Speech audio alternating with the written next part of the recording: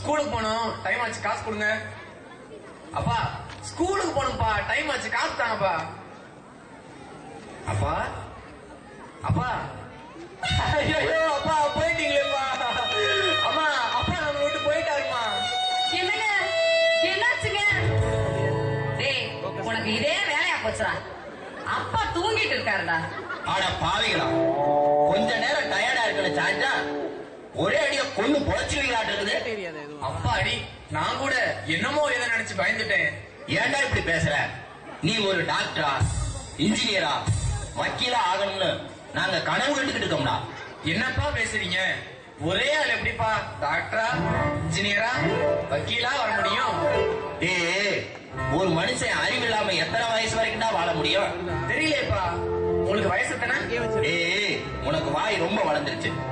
உன் வயசுல எல்லாம் குற்றாலி சொல்றேன் எவ்வளவு பெரிய நீச்சல் வீரனா இருந்தான்னு தெரியுமா உனக்கு? ஆமா ஆமா, உங்க வயசுல இருக்க பெரியவங்க எல்லாம் போய் சேர்ந்துட்டாங்க, நீங்களும் தான் இருக்கீங்களே. டேய் அப்பாட்ட அப்படியா பேசுறது?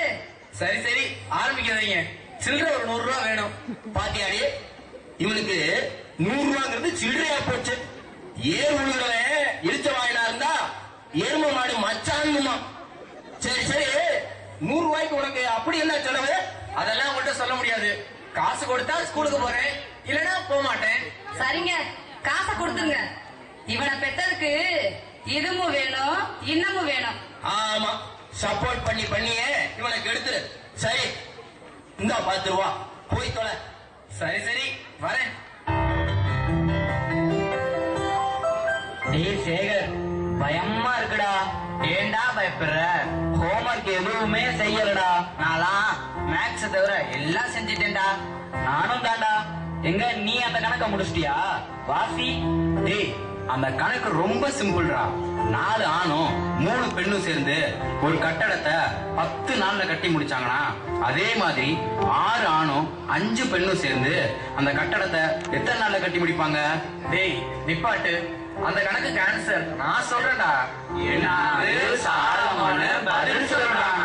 டேய் இந்த கணக்கே ஃபர்ஸ்ட் தப்புடா. எப்படா தப்புன்னு சொல்ற? ஒரு பில்டிங் எத்தனை நாள்ல கட்டி முடிக்கணும்னு அந்த மேஸ்திரிக்கு தானா தெரியும். டேய் நம்ம 2 பேராவது பரவாயில்ல, கணக்க தப்பாவது செஞ்சிருக்கோம். ஆனா சாலமனு என்னமோ கணக்குல பெரிய புலி மாதிரியும் எல்லா கணக்கையும் செஞ்சு முடிச்சுட்டு கம்பீரமா உட்கார்ந்துருக்க மாதிரி உட்கார்ந்துருக்கான். Good morning sir. Good morning students, all of you sit down. காலாண்டு தேர்வு முடிஞ்சு உங்க மார்க்ஸ் எல்லாம் வந்துருச்சு. இப்போ ஒவ்வொருத்தருடைய மார்க்ஸ் தான் சொல்றேன், எல்லாரும் குறிச்சுக்கோங்க. சேகர் தமிழ் 60, ஆங்கிலம் 70, கணிதம் 65, அறிவியல் 68, சமூக அறிவியல் 80.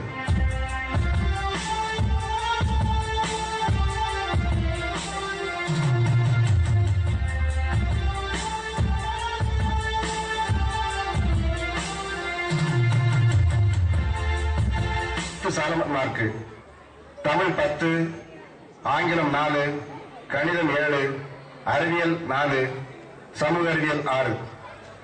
மொத்தமா எல்லா மார்க்கையும் சேர்த்து கூட்டினா கூட பாஸ் மார்க் வரலடா. Thank you sir. சரி நீங்க எல்லாரும் போங்கப்பா. சாலமன் நீ மட்டும் இரு, நான் உன்னை பார்க்கணும். என்னப்பா சாலமன், என்னாச்சுப்பா உனக்கு? முன்னாடிலாம் நல்லதானப்பா படிச்சுட்டு இருந்த, உனக்கு என்னப்பா பிரச்சனை? ஏன்ட்ட சொல்லுப்பா, என்னால முடிஞ்ச உதவிய நான் செய்யறேன்ப்பா உனக்கு. சார் எங்க வீட்டுல பணம் காசு இல்ல சார், நாங்க ரொம்ப ஏழைங்க சார். இதுதான் உன் பிரச்சனையாப்பா? சார் நான் ஓப்பனா சொல்றேன் சார், எனக்கு எதுவுமே புரிய மாட்டேங்குது சார். படிக்க கூடாதுங்கிற வைராக்கியமும் எனக்கு இல்ல சார். ஆனா எங்க வீட்டு சூழ்நிலை தான் சார் என்ன எப்படி படிக்க விட மாட்டேங்குது. இங்க பார்ப்பா, கல்வி கிடைக்காம எத்தனையோ நாடுகள்ல, ஏன் நம்ம பக்கத்துல இருக்கிற ஸ்ரீலங்காவில, ஆப்பிரிக்காவில் சில நாடுகள்ல, அது மட்டும் இல்ல பிற்போக்கு சிந்தனை உள்ள பழமைவாதத்தை பின்பற்றக்கூடிய நாடுகள்லையும், ஏன் நம்ம இந்தியாவில் கூட எவ்வளவோ மாணவர்களுக்கு படிக்க ஆசை இருந்தும் வாய்ப்பு இல்லாம எவ்வளவோ கஷ்டப்படுறாங்க தெரியுமாப்பா? அவங்க படுற கஷ்டத்தை இங்க பார்ப்பா. என்னடா தியாகு, ஏனடா கோவமா இருக்கிற? இன்னைக்கு காலையிலே சேட்டை பண்ணுன்னு சொல்லி எங்க அப்பா என்ன அடிச்சு போட்டாரு. ஐயோ அப்புறம் என்னடா பண்ணுன? சும்மா விடுவேனா? ட்ரெஸ் எடுத்து டாய்லெட் கிளீன் பண்ணி விட்டுட்டேன். பரவாயில்ல, கோவத்தை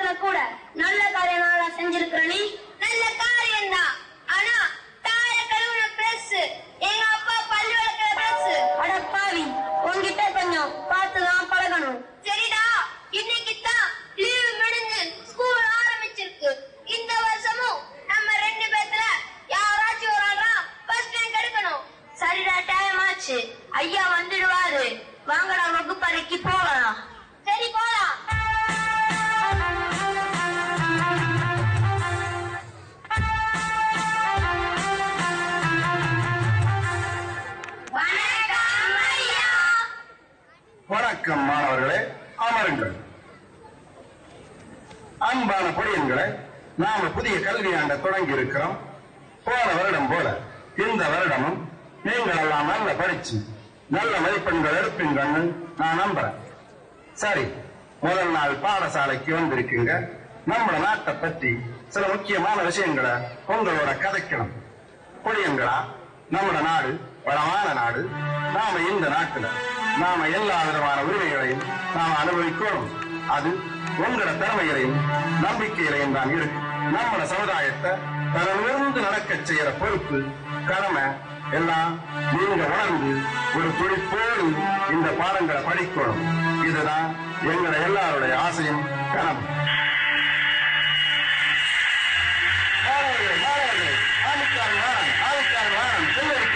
செல்லடிக்க போறாங்க.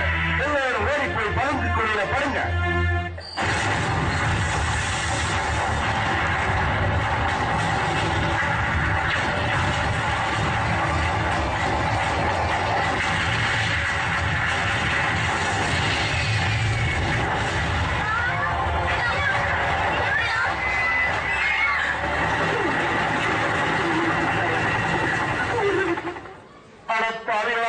இப்படி கடவுளுக்கு கிடையாம படிக்கிற குழந்தைங்க அறியாம தண்ணி குடிக்கிறவங்க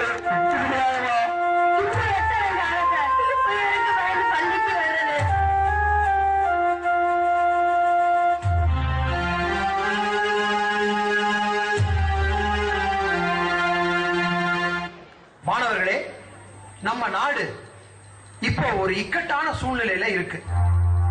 எங்க பார்த்தாலும் பஞ்சம், பசி, பட்டினி, அடிமைத்தனம், மக்கள் எல்லாம் கஷ்டப்பட்டுக்கிட்டு இருக்காங்க. இன்னொரு பக்கம் தீவிரவாதிகள் மாணவர்களை குறி வச்சு தங்களுடைய இயக்கத்துக்கு எடுத்துக்கிட்டு இருக்காங்க. எந்த சூழ்நிலையிலும் மன உறுதியை விட்டுடாம படிப்புல மட்டும்தான் கவனம் செலுத்தணும். இல்லைனா தீய சக்திகளுக்கு நாமளும் பலிகடாவாயிரும். ஆமா சார், படிப்பு மட்டும்தான் நம்ம நாட்டு பொருளாதாரத்தை உயர்த்தி நம்மளை தலைநிமிர்ந்து வாழ செய்யும். ஆமா சார், நாங்க நிச்சயமா தீவிரவாதத்துக்கு அடிபணிய மாட்டோம். இது நம்ம நாட்டின் மீது சத்தியம். கோகுல், கோகுல், என்னங்கம்மா? இன்னைக்கு தான்ப்பா ஸ்கூல் ரீஓபன் ஆகுது. போய் உன் பேக் எடுத்துக்கப்பா. அம்மா, நானு சும்மா இருமா. அம்மா போயிட்டு வரேம்மா. பாய்மா, டாட்டாமா. சரிப்பா, பார்த்து போயிட்டு வாப்பா. அம்மா அம்மா, நானும் ஸ்கூலுக்கு போறேம்மா. என்னது, ஸ்கூலுக்கா? நீயா? ஆமாமா, நானும் ஸ்கூலுக்கு போறேம்மா. இல்லம்மா, நம்ம குல வழக்கப்படி பொம்பளை பிள்ளைங்க பள்ளிக்கூடம் போறதே இல்லம்மா. ஏமா பொண்ணுங்க மட்டும் ஸ்கூலுக்கே போக கூடாதா? அம்மா, நீ சின்ன பொண்ணு, உனக்கு சொன்னாலும் புரியாது. நானும் ஸ்கூலுக்கு போவேன். நானும் ஸ்கூலுக்கு போவேன். என்னாச்சு? பொண்ணையா அழுவுறா? என்ன நடந்துச்சு? அப்பா அப்பா, நானும் ஸ்கூலுக்கு போறேன்ப்பா. அப்பா அப்பா, நானும் ஸ்கூலுக்கு போறேன்ப்பா. என்னது, ஸ்கூலுக்கு போறியா? ஏய், நம்ம உள்ள பேசுறத பாத்தியா? பொண்ணுங்க படிச்சுட்டு வேலைக்கு போயிட்டா வீட்டு வேலையை யார் பாக்குறது? குடும்பத்துல பொண்ணுங்களுக்கு நிறைய பொறுப்புகள் இருக்குமா. அதெல்லாம் நீ இந்த வயசுலயே என் கூட அடுப்பங்கரைக்கு வந்தா தாமா புரியும். தேவையில்லாம படிக்கணும்னு வீண் கனவு காணணுமா.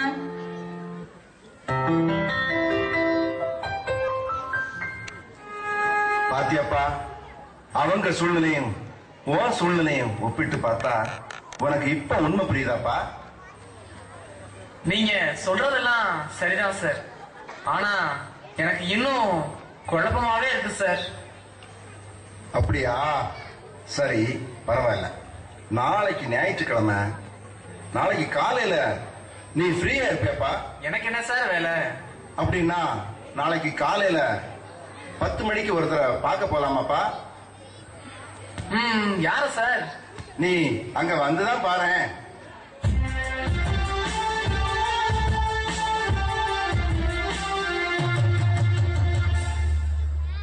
Doctor sir, good morning. Hello sir, வாங்க வாங்க.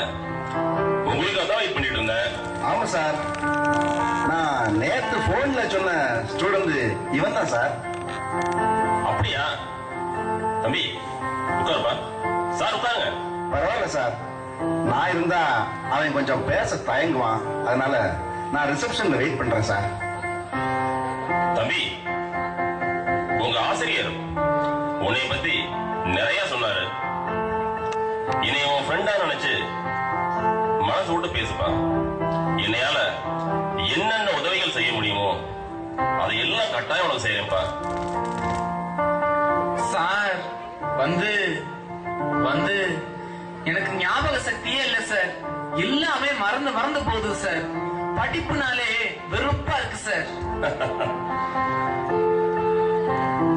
ஞாபகம் மறதியா? சரி, ஓகே. உன்கிட்ட நான் ஒரு கேள்வி கேட்கணும்பா. போன வருஷம் கிறிஸ்துமஸ் கொண்டாடினியா? ஓ, சூப்பரா கொண்டாடினேன் சார். Very good. சரி, கிறிஸ்துமஸ் அன்னைக்கு நீ என்ன ட்ரெஸ் போட்டிருந்தான்னு உனக்கு ஞாபகம் இருக்கா? சார், அன்னைக்கு நான் ப்ளூ ஜீன்ஸும் ரெட் டிஷர்ட்டும் போட்டிருந்தேன் சார். Very good. சரி, அன்னைக்கு நீ என்னென்ன சாப்பிட்டன்னு உனக்கு ஞாபகம் இருக்கா? ஞாபகம் இருக்கு சார். காலையில தோசையும் கேசரியும் சாப்பிட்டேன் சார். மதியானம் பிரியாணி சார். Very good. சரி, நான் உன்கிட்ட ஒண்ணு கேக்குறேன்.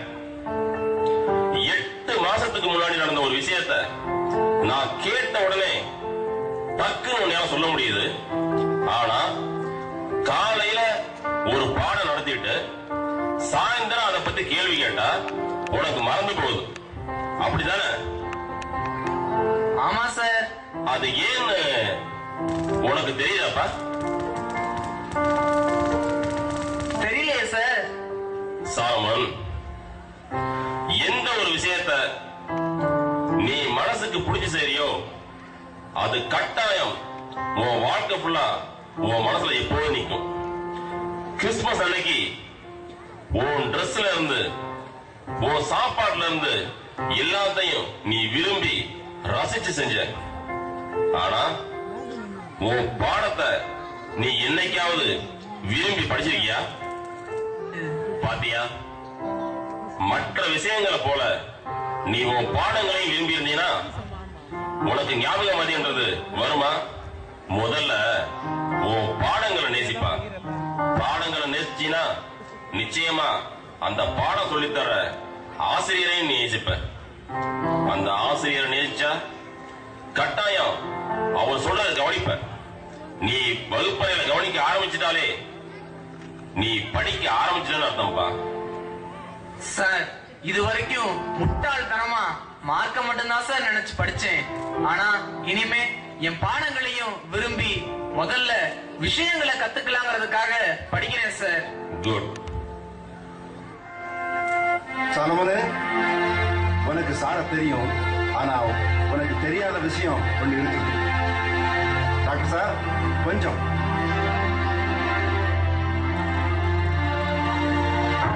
சார் சார் என்ன சார்? ஆமாப்பா, என்னோட 8 வயசுலயே என்னோட 2 காலம் இழந்துட்டேன். எனக்கு மட்டும் லட்சியம் ஒண்ணு இல்லாம இருந்திருந்தா எப்பவோ நான் தற்கொலை பண்ணி செத்து போயிருப்பேன்பா. இன்னைக்கு நான் ஒரு டாக்டரா இருக்கேன்னா அதுக்கு காரணம் என்னோட தன்னம்பிக்கை தான். உனக்கு நான் ஒண்ணு சொல்றேன்ப்பா, உனக்குன்னு லட்சியம் ஒண்ணு வச்சுக்க. உன்னோட எண்ணம், சொல், செயல், நாடி, நரம்பு, நலம், சத எல்லாத்துலயும் அந்த லட்சியம் வெளிப்பட்டதுன்னா நிச்சயமா தோல்வி உன் பக்கம் வராதுப்பா. சார், நேத்து வரைக்கும் நான் புயலை பார்த்து அஞ்சி கரையிலே இருந்த கப்பலா இருந்தேன் சார். ஆனா இப்ப சூறாவளியை கூட சந்திக்க தயாராயிட்டேன் சார். இத்தனை நாள் என்னோட எதிர்மறை எண்ணங்கள் எனக்கு கொடுத்த வரத்தை கூட சாபமா பார்க்க வச்சுது. ஆனா இப்பதான் சார் என்னோட சாபத்தை கூட வரமா பார்க்க வைக்குது. அசைவற்று இருந்தா பாதைகள் சரியா இருந்தாலும் முன்னேற முடியாதுன்னு போன வாரம் எங்க ஸ்கூல்ல எழுதி போட்டிருந்தாங்க சார். அதுக்கு அர்த்தம் அப்ப எனக்கு புரியல சார். இப்ப எனக்கு நல்லா புரியுது சார். இனிமே நானும் சாதிச்சு காட்டுவேன் சார். ஆம் எனதருமை மாணவ தம்பி, முடியாது முடியாது என உன்னை நீயே முடக்கிக் கொள்ளார். மாறாக முயற்சி என்னும் சிறகை விரி, நம்பிக்கை என்னும் வானில் வட்டமிட்டு